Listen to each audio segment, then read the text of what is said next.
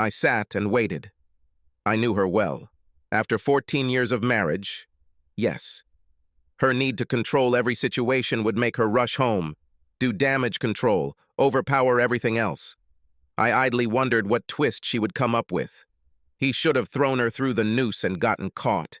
She was always smart, intriguing, planning, working out every angle. I was the most straightforward. If I had something on my mind, it usually came out of my mouth. For better or worse, I was inclined to make an immediate decision. She hated it. It irritated her to no end when all her work and all her carefully laid plans went to waste. Don't get me wrong, I usually give her what she wants. Why? Because I'm a guy, and guys generally don't sweat much. If she wanted it, and if it didn't break us financially or damage our relationship, she got it. It made her happy, and then she made me happy, and then we were both happy. Happy, happy, happy. It didn't take her long to realize that there was a line in my head that said, when you cross it, things can get really bad. I heard her describe it to a friend once when she didn't know I was around. I call it the magic moment. The moment when he gets so angry that nothing else matters. Not his friends, not his work, not me. Nothing. When he reaches this point, he will be able to care less about what people think or whose feelings are hurt. I'll give you an example. He worked at his old company for 10 years, got a promotion, good reviews, they loved him. Then the management changed. They invited an expert. 2 weeks later, the expert made a proposal, which they accepted. Everyone's work has changed. Bob really didn't care. He'd been there so long he knew almost everything. Then the blow came. The expert noted that employees are paid approximately 25% more than companies with corresponding positions in this field, so they are being laid off to achieve parity. He was told that his share was just under $5,000 a year. He laughed at them. "Let me be clear," he said. "You want to cut our entire salary because that would bring us down to the local average, right? What efforts do you expect from us subsequently? The same amount or 25% less? One of the reasons this company is so successful is because it pays top dollars for best. You can't just come here, fill out an application, and start working." I had to go through 4 interviews, physical and psychological testing before I was hired. You have a very strict attendance policy and strict safety procedures. Now, why would anyone go through this to get a job if you don't pay any more than the place down the street where you don't have to work nearly as hard and get the same salary? Over time, you will not have parity, you will have mediocrity. Your old employees will leave to get better jobs or easier working conditions. Production will suffer, accidents will occur, and morale will drop. He paused to catch his breath. The meeting was attended by 4 people from the corporation and an efficiency expert. They were all bright red. "The decision still stands," said one of the corporate goons. "It will come into force in 3 months." He smiled. "Everything is fine. This is more than enough time to find another job. Consider this my notice. The day the cuts take effect will be my last day." There was a general uproar. The plant director assured the corporation that he would not leave. He was simply letting the air out. Imagine their surprise when he walked out the door 3 months later. They tried to get him to come back, shouting that they would tell all potential employers that he had left and quit his job. "I've already found a job," he answered. 9 months later, most of the old employees had left, and many came to work for his new company. They brought in 2 corporate officers to try to convince him to return by offering him a good raise. He laughed, wished them luck, and left the restaurant. Once he makes a decision, no one in the world can change it. And while it might have seemed like a hasty decision at the time, he usually thought about it long and hard. And it doesn't make any difference about financial costs at all. Not for him. "I can live without money, but not without self-respect." I've heard this 10 times. I thought back in time trying to pinpoint when she began to think it was acceptable to have sex with another man. She's tried to get me to accept a lot of things over the years. Now she was going to Cancun for 2 weeks with friends, a couple who were on the verge of divorce and one who was married. She prepared a pretty good presentation. It would be nice to take a break from each other. It would make us stronger, blah, blah, blah. I told her that the idea sucked, The thought of her in a foreign country, on the beach, with a lot of alcohol, in the company of a group of women, each of whom I viewed as a magnet for attracting thrills, was in fact not a very good idea. But it's your life, so do what you want. Just keep the price in mind. She had learned over the years that this was one of my catchphrases. This meant that I knew she was wrong, or it was a really bad idea. But I was tired of discussing it, and if she moved on, she would have to deal with the consequences. Just one more thing. I need my rings. If you're going to extend yourself to strangers, you're going to do it without them. She exploded and started arguing. I just sat there until she ran out of steam. While you were talking, I thought about something else. You won't have time to rent an apartment while on vacation, so do you want me to put your things in storage or take them to your parents' house? She sulked, she screamed, she refused to cancel plans. 3 days before she was supposed to board a plane, she returned home to an empty house and received a note. I thought it over and decided that I don't want to live here. Now you can travel with a clear conscience, without fear of betraying anyone. Bon voyage. Yes, and keep the rings. They no longer have any value to me. Her slutty friends tried to persuade her to forget me and leave, but she tried to find me for 2 days. I took some of my vacation and went fishing. I was idly wondering if she had boarded the plane as I made another cast, determined to get that big fish I had missed last summer, when I heard the sound. I thought you'd be here. Thanks for ruining a really good vacation for me. As you can see, I didn't go. Are you happy now? I felt the rod tremble. Maybe Mr. Big decided to play. Hell no, I'm not happy. It's hard to understand that if I were a little weaker, you would go away. Spend a hell of a lot of time knowing that I was under your thumb. Why are you here? Are you trying to ruin my weekend? Will not work. Do you know why? Because you won't be here. Go home, go somewhere else. Just get the hell away from me. Since you didn't go, I'll fire the private detective and settle for irreconcilable differences instead of adultery. Damn, it's so easy these days, we can do it in 4 months. Mr. Big appeared he burst out of the water dancing on his tail. He weighed 8 pounds, maybe 10. Crap. It was at that moment that she attacked me, cursing like a sailor. I was thrown into the water, and Mr. Big relaxed a little, spat out the hook, and, with a slap of his tail, went back into the depths. She screamed and laughed at the same time. The water was just below waist level, but damn cold in early April. I walked out slowly. Now, maybe you'll talk to me. I don't want a divorce. Damn it. You are better. That was all she had time to say before I pushed her into the lakey. She slid a little in the dirt, flailing her arms in an attempt to keep her balance before losing it and falling backwards. I noticed that she was very well dressed and that there was nothing under that short skirt when she went into the water. Now she didn't look really sexy, covered in dirt and grass. I saw that she was completely without underwear, and her nipples were erect, indicating the cold. She started to pull out, taking a deep breath to start screaming when I pushed her back. When she rose to her feet again, I raised my hand. Listen, do not say. If you open your mouth before I'm done, I swear I'll jump in and hold you underwater until you stop bubbling. Nod your head if you understand. She must have believed me because she nodded slowly. So, what should we talk about? We both know that if I had given in, you'd be having sex with someone else right now. Deny it all you want. We both know it's true. I hope your slut friends will support you. You will need friends. Maybe you'll spend your time trying to steal each other's men. God knows they all ran after me, even knowing that you and I were married. And now I'm leaving. Don't follow me, don't call me, don't resist when the papers are served. As I left, I heard her crying and calling my name. It's no surprise that she was struggling with the divorce, but I wondered why.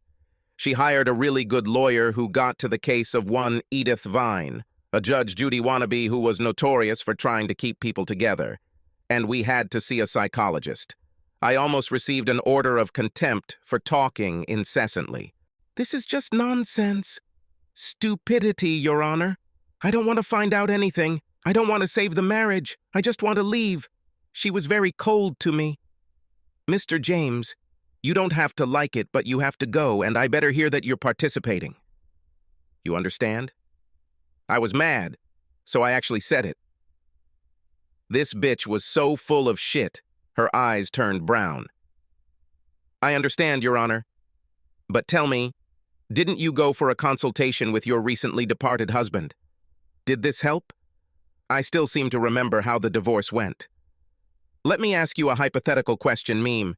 If I had said that you were a terrible judge with no understanding of the human condition, and if you had lost your re-election bid, it would have angered you more because I dared to say it or because I was right. I've never seen anyone go from pale to red and back again so quickly. She slammed the hammer angrily. Take this man and charge him with contempt of court. My lawyer and close friend jumped up in an instant. Wait a second, Your Honor. Are you going to jail a man for asking a hypothetical question? Your race opponent will eat it. Please, he didn't mean anything like that. He's right, Your Honor. It was just a question. I take my words back. I just couldn't resist. However, when you lose in November and become an ordinary citizen on the street like the rest of us, I will definitely find you and tell you in detail about your abilities. Okay, I dodged the bullet of contempt, but she got back at me by raising the mandatory sessions from 6 to 12. The first 3 sessions were very unpleasant for both her and the therapist. I love to read, and instead of answering with real words, I use quotes from books and poems. Shakespeare was a goldmine. His work was full of cheating whores. They broke through my defenses in the 4th session. Maybe I was tired, maybe I wasn't as focused as I should have been. When she cried this time, I realized that she really meant it. Other times she did it too easily. This time she couldn't stop. The therapist asked why I married her. Because I loved her. I knew what she was like. I watched her all through high school and most of college. She manipulated everyone around her to get what she wanted. That's why I never tried to date her. Eventually, she had to ask me out. I went because I was curious. What does she need from me? I wasn't rich. I don't think I'm that good looking. And I wasn't into gaming. We were at a party thrown by one of her friends. Her boyfriend, who she broke up with, was there. She tried to use me to prove that she could have anyone she wanted. So he better submit. It took me about 3 minutes to figure it out. After that, I decided to have some fun. I barely paid attention to her for the rest of the evening, danced with her friends, flirted, groped her a little, everything where she could see me. She was furious. Finally, she pulled me outside and asked, "What the hell are you doing? You should be with me, the one you came with, you know? Behave yourself." She was shocked by my laughter. "What the hell do you think I'm doing? Apparently, I'm the scapegoat here for your boyfriend, who you forgot to tell you're still dating. I decided that since you lost the case, I would troll you a little. You need to find new friends. Loyalty must not be in their vocabulary. I already have 3 numbers, and Sue almost told me that after I take you home tonight, I should come back for a little private after party." Apparently, no one had ever talked to her like that before. She started crying. Until recently, I looked at her pointedly. I could never resist a crying woman. I told her I'd make a deal. She acts like she was my date tonight, and I was hers. We returned to the house, and she clung to my hand all night. We ignored everyone else and danced only with each other. After a while, we really relaxed and had a good time. I think she was very surprised when I left her at the door with just a little kiss. I had no intention of meeting her again, but she saw me as a challenge. She slowly penetrated my heart. I immediately told her that I was not into her games. We broke up a couple of times before she got the message. In short, we got married. When I was a child, I had a pig. It's possible that I could become the father of a child, but it's unlikely. When we found out about this, I proposed marriage to her. She chewed me out. I wanted to adopt, but she made one excuse after another until I realized it was too late. Now, looking back, that's a good thing. But, counselor, she has slowly returned to her old habits. Complacency, I suspect. These were small things, but over time they became bigger. What she didn't understand was that I didn't care what kind of car she wanted or what style of furniture was in the house. Such things don't mean the slightest to me. If it makes her happy, fine. But then she changed jobs and made new friends. She started wanting bachelorette parties at night. Again, I trusted her, so it didn't matter. She began to come home later and later, and one evening she came at 2 o'clock with disheveled hair, wrinkled clothes, and smeared lipstick. This was the beginning of the end. She knew she had screwed up big time. She apologized, saying that she was drunk and things didn't go further than kissing. I left her for 2 weeks. She begged, cried, swore that she would go to a psychologist. I was weak. I still love that stupid bitch. I still can't say why. Things have gotten better. She realized she had control issues and really worked on them. She changed jobs again to get away from the sluts. Jumped from the frying pan into the fire, in my opinion. If the last group were sluts, then this one is the screaming sluts. Slowly, very slowly, she got along with them. Bachelorette parties have begun again. Then the Cancun story came up. I looked at the resort and it catered to singles and people with alternative lifestyles. I had no doubt that if she had been like that, she would have returned a slut who had broken her vows. And it burned up her entire vacation, ruining the plans we had already made. I tried to talk to her, but she used platitudes and nonsense that came straight from the scammer's guide. I reached my limit and gave her an ultimatum. Stay with me and try to work on our marriage. Go and come back to the divorce ball. She refused to cancel the meeting, so I packed my things and left before her. She must have had a mental attack because she never got on the plane. By then it was already too late. I started the procedure, and here we are. Yes, she's sorry. Yes, she will go to counseling. But is this enough? Has she learned anything? Can she change? My question is, do I want to be here long enough to see? I finally took it back, hoping for the best. Why? Because deep down I really loved her. But I made her pay. I held her in tight mittens and made her sign a post-wedding agreement. Irreconcilable differences, and it was 50-50. Adultery, and the offending party walked away with the clothes on their back. It was killing her. She loved the house and all her toys, but she knew that this was her only chance. We were good for a couple more years. Then she began to change clothes. It was so gradual that I didn't notice at first. It was just little things. But when it sped up, I realized it. I noticed her smug grin, especially since she thought I couldn't see her. I called the detectives. 2 weeks later, they gave me their results. Unfortunately, I wasn't surprised. Peter Cummings, the little weasel she worked with. According to the report, he was nothing more than a gigolo seeking wealthy older women to subsidize his lifestyle. Handsome, probably. I didn't like his eyes. He looked at her Mercedes convertible, the rings on her fingers, her perfect hair, and smelled the money. He flattered her. She gave him small gifts. He must have been good in bed as many times as they dated. I never saw them together and did not ask for the report to be given to the lawyer I chose. She broke the camel's back with a straw. I waited until I knew they were together now and sent her a message. Emergency. Come home. Call. No messages. She called me back 3 minutes later, breathing heavily. What's happened? This is not really an emergency, more of a courtesy visit. I'm divorcing you. Have Peter follow you? You can leave your car, and he will help you pack your clothes. Leave your jewelry on the dressing table, along with house and car keys. There was dead silence for several seconds until she came to her senses. What the hell are you talking about? I'm talking about the post-wedding agreement you signed. Do you remember? The document you signed to prove how unfounded my lack of faith in you was? I'm talking about you having sex with this scumbag for at least 3 months. I'm talking about you being in issue 334 of the seasons, naked except for a garter belt. What color is it? Lavender or purple? Live resolution can be quite muddy at times. Here I should call you a slut, but I can't because you pay for it with your little gifts and loans. I saw her looking around wildly, trying to see the cameras. Stop looking. You'll never find them. And tell Peter that the leather strap he's wearing looks absolutely ridiculous on a man of his age and build. There's a site on the internet called Funny Farm that has stupid pictures. Tell him I posted it about 20 minutes ago. I just became famous. He doesn't need to thank me. I have to go. The locksmith should be here any minute. Wait, I'll be right there. Please, I can explain everything. Curiosity got the better of me, so I grabbed a glass of my favorite wine and waited. I heard her drive up, her heels clicking quickly on the path as she ran in. She looked around wildly until she saw me in the office. I lit the fireplace and found the fire soothing.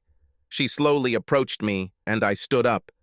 "Sit down," I commanded, pointing to the back of the chair which I placed opposite the sofa. She sighed to complain about my tone, but changed her mind and sat down. "Guilt," I said, pouring myself another drink. She nodded, Wisley remaining silent. I poured a glass, handed it to her, and sat down again. "Give me a second to get comfortable. I love fairy tales, but they tend to put me to sleep, so if I doze off, forgive me." She trembled, a sharp answer on her lips before her mind intervened. "Honey, you know that I love you, right?" She paused, waiting for my answer, and when I remained silent, she continued. "I'm really sorry. Peter was a mistake. But when we finished, I told him about it when I left." "I'm really sorry. Maybe you'll do better with the next one." Her anger exploded. "Really, Shane? You can't help here?" I laughed. "I'm really sorry. I didn't know I was supposed to help. How can I help you? Find another lover? There are a few guys in the office who might be interested, but most of them have pretty high standards. Maybe we could get nude photos of you back from Peter and I could show them the goods. I could do a review. You're pretty good when you want to be. Do you think this could work?" She turned pale, surprised at how much I actually knew. She was pretty stupid, in my opinion, allowing her lover to take nude glamour shots of her. "Please stop being mean to me. I'll tell you what, I'll do it if you just tell me why. Why, knowing that you can lose everything? Are you so stupid?" "I don't know exactly why. Let me give you an example. Do you remember a pair of Nikes I've been wearing for years? They are past their prime and are pretty worn out, but they stay on my feet so well that I can't bear the thought of giving them up. This is what my love for you is like. Sturdy, comfortable, and I will never leave you. When you see a pair of red 4-inch heels in a store window, you know they're not practical. They'll probably hurt your feet if you wear them too long, but you know you'll look and feel sexy in them. Them for a while. These shoes were Peter fun for a while, but I couldn't wear them every day. Do you understand, honey? It was just a fling, swaying a little in your heels, knowing you could go home and wear something that made you feel good. You understand?" I woke up. "I think I understand. Thanks for explaining it to me." I went to the closet in the hallway and took my jacket. She followed me. "What do you understand? You won't throw me out today, will you?" "No. My lawyer says I can't force you to leave until the papers are served, and even then I have to give you a reasonable amount of time to get your things. He suggested 2 weeks, so you'll probably be fine for 2.5, maybe 3 weeks, but you won't be able to sleep with me. I'll be a gentleman and move into the spare bedroom. I know how much you love that custom shower you told me to install." Her jaw dropped. I continued. "I'll tell you what, if you don't fuss, I'll help you find a good apartment, put down money, turn everything on, and pay 3 months of bills. You make decent money, but you've never had to pay bills, so I'll help you create a budget. You probably won't have anything left over for spa visits, expensive dinners, or shopping trips. But if you save, you can afford an evening out every 2 weeks or so. I'll even find you a decent used car, but you'll be responsible for the insurance. It's up to you to decide whether to take it or not, but in any case, you will leave." I reached into the hallway closet and pulled out my favorite black felt hat. It was vintage, straight out of the 60s. I had a great uncle who never left home without a hat, and when he died, he left me all of his hats, 31, all in excellent condition and kept in their original boxes. They suited me perfectly. I received them at a time when they were just coming into fashion.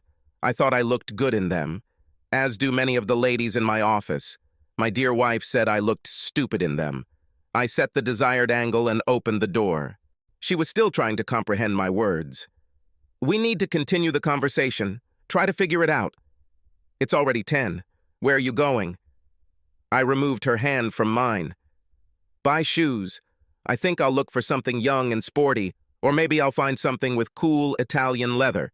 If I can afford it, I'll probably get both. Do not wait for me. I laughed as I drove away, knowing she would press the speed dial button on my phone. It will ring. She should hear it clearly on the kitchen table. In the end, I got both in one package. She left me in the dust in her 6-inch heels. 10 years younger, she was smart, sexy, straightforward, and didn't play games. Goddess. I idolized the ground she walked on. She bought me hats for birthdays and anniversaries. Now I have more than 50. Gwen tried to resist, but when her lawyer looked at the prenuptial agreement, he urged her to accept my proposal. I didn't want her Mercedes, so I sold it, took half the money, and bought her a 4-year-old little Chevrolet. She even thanked me. She got married a couple of years later, and as far as I know, we no longer move in the same circles. They seem happy. I know that she was treated for quite a long time. Funny story, I actually went to court when my divorce was finalized, even though my lawyer said it wasn't necessary. I came across the judge who was handling my first attempt and ordered us to consult. Now she was just an ordinary city girl. She was there during her second divorce. I was almost accused of contempt because I couldn't stop laughing.